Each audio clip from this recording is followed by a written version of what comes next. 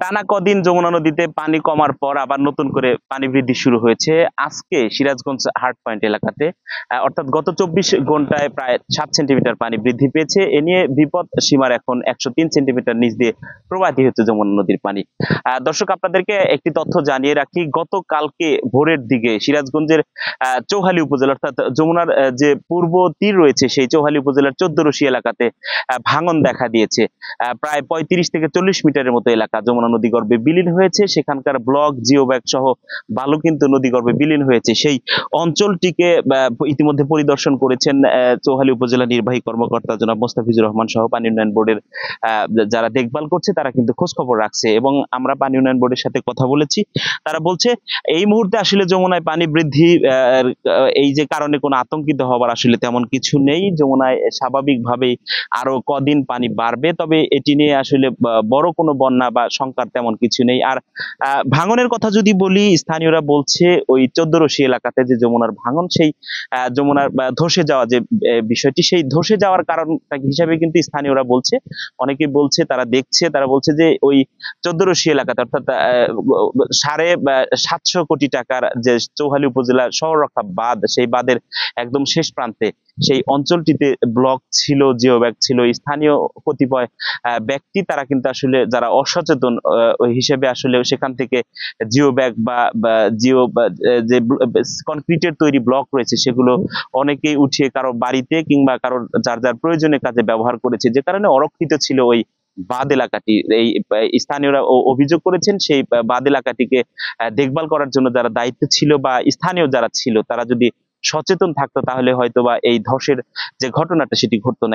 আজানের সময় এখান থেকে অনেকখানি জায়গা ধরে দাবিয়ে গেছে হজরের আজানের একটু আগের থেকেই। আর এই বাঁধ না থাকলে এলাকা থাকবে না। এখানে যেভাবে ছুটে গেছে এই এলাকা বিলীন হওয়া যাবে। এলাকা বিলীন হওয়া গেলে এই এলাকার লোকজন কোথায় যাবে, কই বাড়ি করবে, কই থাকবে? এই ধসের কারণে কিন্তু অনেকেই আতঙ্কগ্রস্ত হয়েছে এবং আমরা উপজেলা প্রশাসনের যিনি নির্বাহী কর্মকর্তা তার সাথে কথা বলেছি, তিনিও কিন্তু আসলে বলছেন স্থানীয়রা যদি আরেকটু সচেতন হতো এবং ওই ব্লকগুলো অনেকেই সেখান থেকে নিয়ে যাবার কারণে কিন্তু ওই এলাকাটিতে আসলে ধসের যে বিষয়টি সেটি আসলে দেখা দিয়েছে। সকালবেলা এসে আমরা পরিদর্শন করেছি, আবার এখন আমরা আসলাম এবং আমি পানি উন্নয়ন বোর্ডের যিনি এখানকার সাব ডিভিশনাল ইঞ্জিনিয়ার এবং এক্সএন মহোদয়কেও জানাইছি, ওনারাও আসতেছেন, পরিদর্শন করবেন। তো এখানে আসলে এই স্রোতের কারণে ভেঙেছে এটা ঠিক আছে, কিন্তু এখানে পার্শ্ববর্তী যারা আছেন তাদেরও এখানে বলবো না যে একেবারে দায় নাই।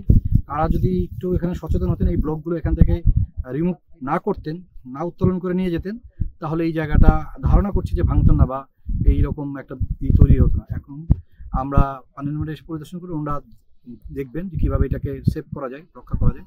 আমাদের দিক থেকে সার্বিক প্রচেষ্টা আছে এবং সার্বক্ষণিকভাবে আমরা মনিটর করছি এবং যারা এখানে পার্শ্ববর্তী বসতি আছে তাদেরকে বলবো যে আতঙ্কিত না হতে, একই সাথে সাথে এই যে বাঁধের যে ব্লকগুলো সহ আমাদের যে জিও ব্যাগের যে বালুর বস্তা, এগুলো ওনারা যাতে না নিয়ে যায়, কারণ এতে ওনাদেরই ক্ষতি হবে।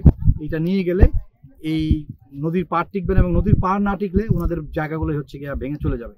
তো এই সচেতনতা আপনাদের মাধ্যমেও চাই, যাতে করে এইখানকার যারা নদীর তীরবর্তী মানুষ আছেন তারা যেন এই জিও ব্যাগ এবং ব্লকগুলোকে রিমুভ না করেন। পানি উন্নয়ন বোর্ডের পক্ষ থেকে সেখানে জরুরি ভিত্তিতে রিপেয়ারিং অর্থাৎ সংস্কার কাজ করে ওই অঞ্চলটিকে সংরক্ষিত করবার জন্য তারা প্রচেষ্টা চালিয়ে যাচ্ছে। একই সাথে আপনাদেরকে জানিয়ে রাখি, যমুনা নদীতে এবারের যে পানি বৃদ্ধির ফলে কিন্তু নতুন করে যে আতঙ্কের সেই বিষয়টি যেরকম পানি উন্নয়ন বোর্ড বলছে আসলে তেমনটি নেই, আরো কদিন পানি বাড়বে। তবে অভ্যন্তরীণ যে বিভিন্ন চরাঞ্চলগুলো রয়েছে সেই চরাঞ্চলের যারা প্রান্তিক পর্যায়ের খামারি রয়েছে অনেকেই গবাদি পশু নিয়ে বেশ কষ্টে দিনাতিপাত করছে। বিশেষ করে যমুনার চরের যে গবাদি পশুদের খাবার সংকট সেটা কিন্তু দেখা দিয়েছে। অনেকেই চড়ামূল্যে এই এনায়েতপুর বা টাঙ্গাইলের বিভিন্ন অঞ্চল থেকে খোল, ভুসি, খড় তারা কিন্তু কিনে সেটি দিয়েই গবাদি পশু লালন পালন করছে। তারা বলছে এই অঞ্চলে প্রাণী সম্পদ দপ্তর থেকে যদি গবাদি পশুদের জন্য বিশেষ সহায়তার ব্যবস্থা করা হয় তাহলে তাদের গবাদি পশুর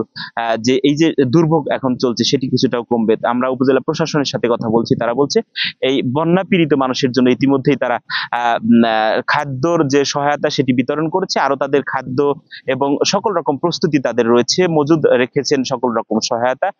চৌহালি উপজেলাটি আপনারা জানেন দুর্গম একটি উপজেলা, রাজশাহী বিভাগের মধ্যে এই দুর্গম উপজেলার অধিকাংশই গ্রামাঞ্চল কিন্তু চরাঞ্চল, বিশেষ করে ওমরপুর, বাঘুটিয়া, খাসপুকুরিয়ার পশ্চিম অঞ্চল, স্থল ইউনিয়ন, সদিয়া চাঁদপুর ইউনিয়নের একটি বড় অংশ কিন্তু যমুনার মাঝখানে আসলে অবস্থিত। সবকিছু মিলে যমুনা পাড়ের এই উপজেলা অর্থাৎ যমুনা বিধৌত চৌহালি উপজেলার মানুষ তারা বন্যার কারণে, বিশেষ করে নদী ভাঙনের কারণে তারা কিন্তু সবসময় আতঙ্কগ্রস্ত থাকেন। 14রশি এলাকার নদী ভাঙন রোধে কার্যকরী ব্যবস্থা গ্রহণ করবে স্থানীয় প্রশাসন সহ সংশ্লিষ্টরা, এমন প্রত্যাশা করেছেন এই স্থানীয় যারা রয়েছেন তারা। এই ছিল সিরাজগঞ্জের যমুনার ভাঙন এলাকা এবং পানি বৃদ্ধির সর্বশেষ।